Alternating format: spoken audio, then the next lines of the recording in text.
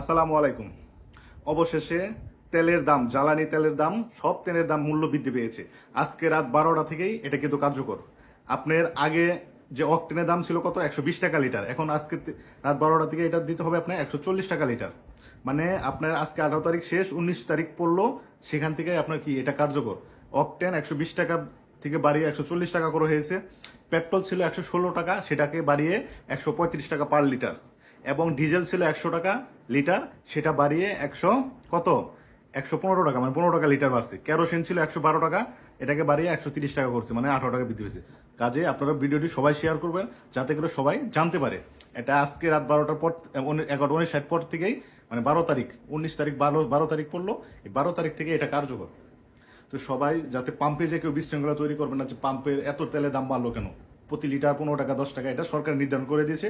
যেহেতু সারা বিশ্বে একটা তেলের বৈশ্বিক কি এটা পরিস্থিতি খুবই খারাপ। তো অকটেন ছিল আগে 120 টাকা, কালকে থেকে আজকে রাত 12টা থেকে হবে 140 টাকা।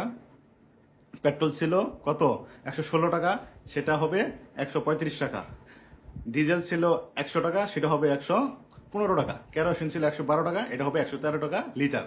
আজকে রাত 12টা থেকেই কার্যকর, মানে 19 তারিখ থেকে এটা কার্যকর। সবাই ভিডিওটি শেয়ার করুন, যাতে করে সবাই জানতে পারে। কেউ শুধু শুধু যায় পাম্পে যায় কোনো বিশৃঙ্খলা তৈরি করবে না, সবাই একটু সহযোগিতা করুন। আসসালামু আলাইকুম।